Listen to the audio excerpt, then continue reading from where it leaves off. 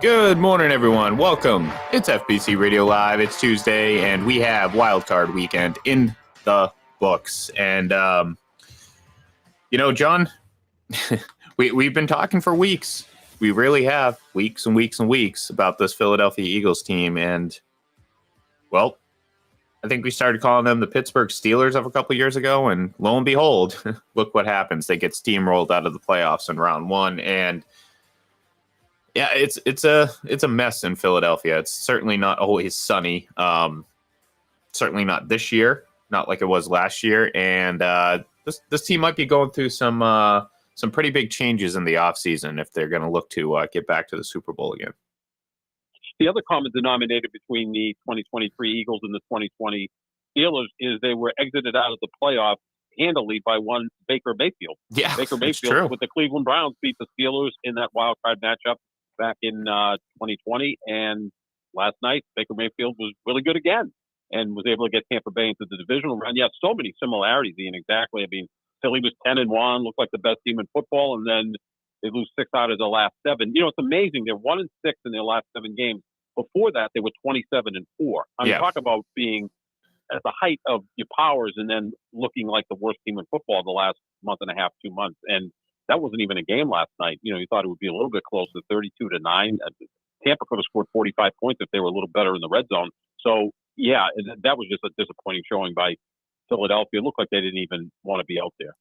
I mean, it might. You'd be surprised to find this might be a difficult question to answer. But who was more disappointing, the Eagles or the Cowboys?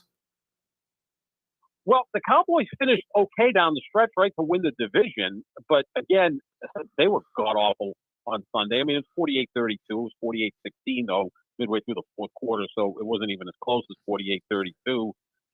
It looked like they at least were trying a little more than the Eagles. And the Eagles had some off-field issues leading into this game. Like, I think A.J. Brown had some injury concerns, but maybe the guy went AWOL. There was some problems this year with A.J. Brown and Jalen Hurts. And it appeared on Sunday that there were problems between Dak Prescott and CeeDee Lamb as well. You know, quarterback, wide receiver combination, maybe not on the same page. So, yeah, both incredibly disappointing. I would say the Cowboys, because they looked like they were set up to at least make a run, right? They were the 2 seed. They finished strong. Dak had a better year than Jalen Hurts. They looked like they were on board to at least beat Green Bay and then maybe win the divisional round. Philadelphia, I mean, I don't think it was totally shocking that they lost last night. It's just that how they lost was shocking. Yeah.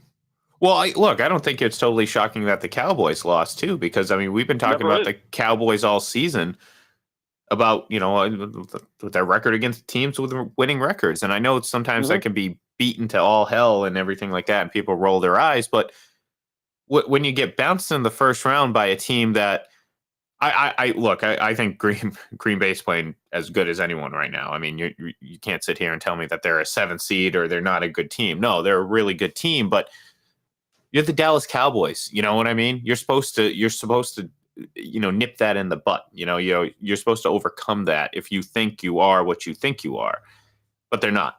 And they're not a serious Super Bowl contender. Perhaps they will be if they swap out head coaches for another old guy. But, I still think this team has fundamental issues that I don't know what they are, John. I mean, they're far too talented, the Cowboys, to have such little success over the last half decade or so. I just don't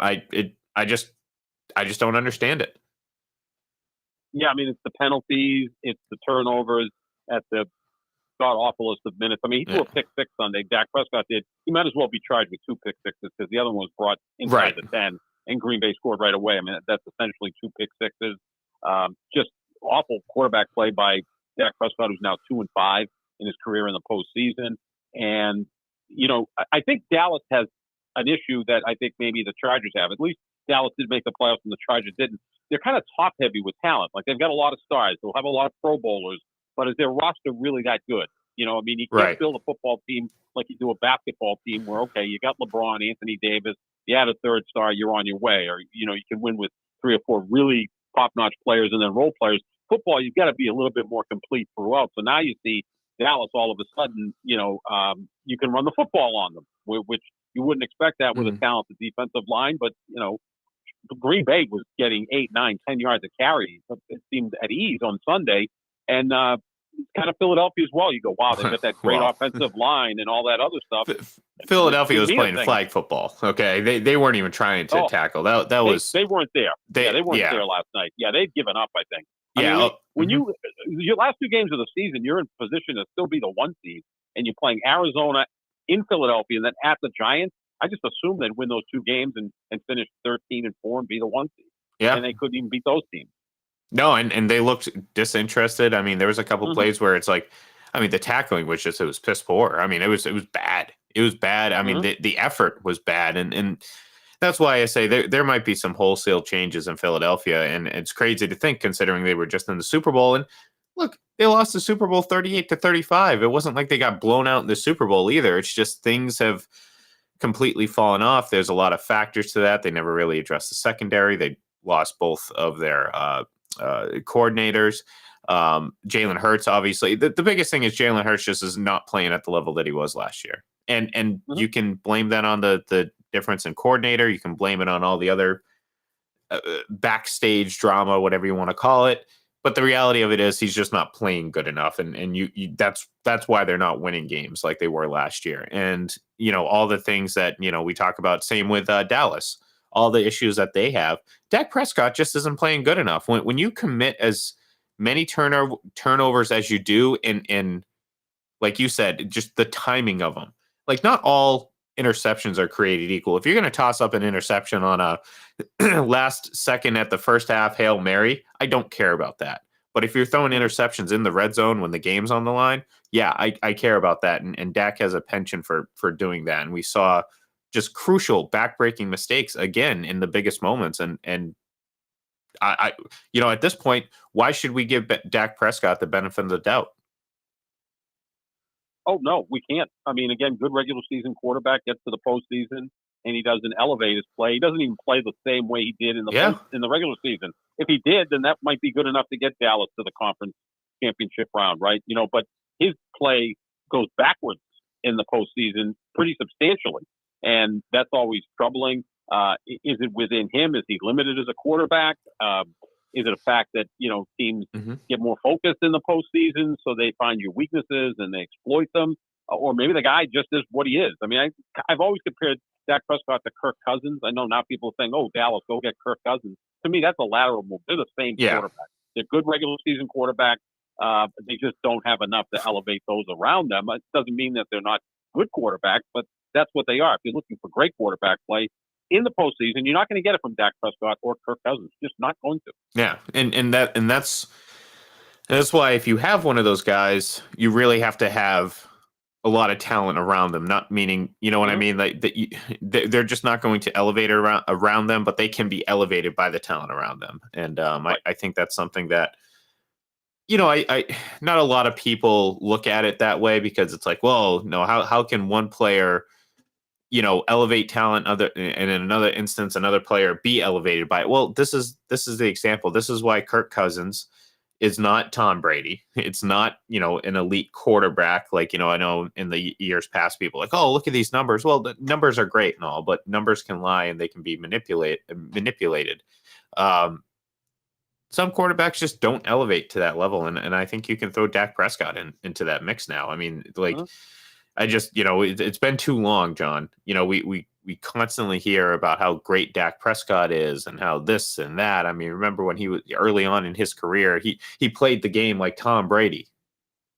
Well, no, Tom Brady won, especially in the postseason. Dak Prescott doesn't. So, let's start calling him for what it is. And I like that. He's Kirk Cousins. There's not much difference. They play stylistically, they play a little differently. But they're the same player. Oh, yeah, without question. And we saw 2 quarterbacks on Saturday night that I would put above them, and Jared Goff and Matt Stafford. I think they're better quarterbacks than Dak Prescott and Kirk Cousins. Because, look, Matt Stafford won a Super Bowl. Whether he was the reason they won it or not, he wasn't even the MVP of the game. He was nailed in that postseason. And talk about a tough guy. Oh, He got the crap beat out of him on Saturday night, and he just keeps coming back. He always was like that. And Goff is a guy who I think because of his personality seems like kind of a chill guy. He's not overly demonstrative, and the Rams moved on from him to Detroit, but he's played pretty well in Detroit for 3 years, and now has a chance to get to the conference championship game if they beat Tampa on Sunday. Those two guys are better. They should be better. They were the first overall pick in the draft, and I know people poo-poo drafting quarterbacks in the first round at times. There's 8 quarterbacks that are going to start this weekend. 7 of them are first-round picks. The only one that isn't is Brock Purdy. So, I still think you find most of your top quarterbacks in the first round. Now, obviously, Tom Brady's the ultimate outlier. Joe Montana was a third-round pick. Cousins was a fourth-round pick like Dak Prescott. You can still find quarterbacks in there once in a while. But for the most part, your top quarterbacks were drafted in the first round. And as I said, 7 of the 8 starting quarterbacks this weekend will be first-round picks. Yeah, it's true, but also consider Baker Mayfield had multiple stops along the way. Some of these other guys had multiple stops along the way, so it doesn't always work in that first instance. So again, it's a crapshoot. But yeah, I mean, like I agree. I'd put those 2 over them. We saw a really good game from both those guys, Matt Stafford and Jared Goff. And if it wasn't for Dak Prescott padding his stats at the end, I would have won my Matt Stafford throwing the most yards. I didn't realize that Dak Prescott padded his way all the way to the lead last night. It was pretty disappointing when I found that out. I thought I was doing pretty good. He does that a lot. Yeah, he's done that a ton in his career. I can't tell you how many times he's lost to the Packers, whether in the regular season or the postseason. He will end up with 410 yards, and everybody goes, "Wow, Dak was great." Well, Dak threw a pick 6 earlier in a divisional round game back in 2016, like he did the other night.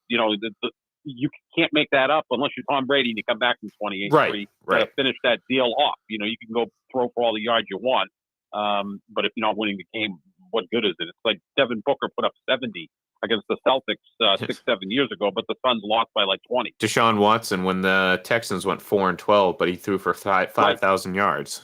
I said it then. I said it at the time. I was like, don't buy into that. And I mean, look at it. They're probably better off with Joe Flacco, but moving forward. So, but yeah, I mean, and look, and from the other game, Buffalo got, they got the job done. I thought Josh Allen, I mean, this is the thing with Josh Allen. When he's at his best and on his game, it's hard to find someone that has all the quote unquote tools, in terms of what they can do on the football field. Now, his biggest issue is he still has turnover problems. And I think ultimately that may be what holds him back and the Bills back. And people sit there and say, how can you watch Josh Allen play like he did yesterday and say, is he an elite quarterback? Well, when he's on top of his game, John, absolutely. But it's like he might be the best quarterback in football when he's on his game, right? I mean, you could. I think some of the play individually, sure, individually, like in a vacuum, one game, right? The entire season. When he's on, he is like, holy crap. Well, you saw him yesterday. Just the ability to move not only in the pocket but to deliver throws accurately with power and precision and all that stuff. I mean, it checks all the boxes. But then he'll have games where he throws 3 red zone interceptions, or turns the ball over 3 times, or it gets sloppy with it, and all of a sudden a team that shouldn't be in it is right back in it. So, that's the thing that's separated. But this past weekend, this was gold Josh Allen. I mean, you saw him just commanding the offense, doing what he had to do. And like I said, when he's at the top of his game, you're going to be hard pressed to find someone who plays the position better. Yeah, I mean, if you want to add in running, I think he's a better runner than Patrick Mahomes. Certainly his arm strength is on par, if not slightly better than Patrick Mahomes. Yeah. They both can get erratic with some of their deep throws, but I've said this a million times, Ian, it's as big a compliment as I can pay a quarterback. He's the closest thing I've seen to John Elway. Now, Elway, early in his career, would have those big interception games, but he didn't debilitate his team to the point which Josh Allen has done on occasion. Now, let's not forget, back 2 years ago against the Patriots and the Chiefs, Josh Allen played nearly perfect games in those 2 games. It was unfortunate that he wasn't able to win because the coaching staff had a brain cramp, and Patrick Mahomes completed 2 passes, tied the game with a field goal, and then won it in overtime. Last year against Cincinnati, he wasn't all that good. The team looked checked out at that point. They may have just been exhausted from DeVar Hamlin. That may have just been something that just had that team. And they kind of lost that 1 seed too. I mean, if we remember, that wasn't. Yeah, Kansas City got the 1 seed, but that was Buffalo had the inside track, and it was just a unfortunate situation that unfortunately did not benefit Buffalo in any way you look at it. Yeah, no, they thought they were going to get it. I think they would. Well, who can tell? But that Monday night game that got canceled after DeMar Hamlin, Cincinnati surely looked like they were in control of that game, but it was only in the first quarter. Right. So you don't know. I guess Cincinnati, Joe Burrow was looked like Brady that night, like with the pinpoint control and just in charge of the offense. They were going in for another score, would have put them up 14-3. But you don't know how that game plays out. But yeah, it just seemed there was a lot going on with Buffalo at the end of the season, and then you got Stephon Diggs was acting up, and I think by the time they played Cincinnati in the divisional round, they were spent. I mean, that can happen. That can happen to some teams, but when he's on, oh man, that is a rare combination. And when he runs, that's like seeing Rob Gronkowski out in the open field. Yeah, like get the hell out of his way, the big man. Yeah, you don't want to be going toe to toe with that guy because he'll knock you over. And I'm talking about a linebacker going toe to toe with him. But so that's the thing. It's like you sit there. If you're going to tell me Josh Allen's going to play this way consistently the rest of the postseason, they're going to the Super Bowl. No doubt about it. There's no doubt about it because again, we've been watching it over the last month and a half, and we were pretty much close to writing them off too when they looked like they just weren't taking that next step, and if anything, we're taking a step backwards, and then all of a sudden they start winning games against good teams. I mean, this is the exact opposite of what Dallas and Miami, and surprise, surprise, both teams got just blown out of the playoffs. First round, John. Miami, Dallas, not even competitive. Not even close at all. No. We're sitting there talking, a few weeks ago, wow, this Dallas-Miami matchup, what a matchup. Is this a potential well, we weren't talking because we're smart like that, but the people out there were talking about Dallas and Miami being a potential Super Bowl preview, and we're like, no, neither of these teams beat good teams, and only by the virtue of the fact that they're playing each other, one of these teams is going to get a victory over a team with a winning record.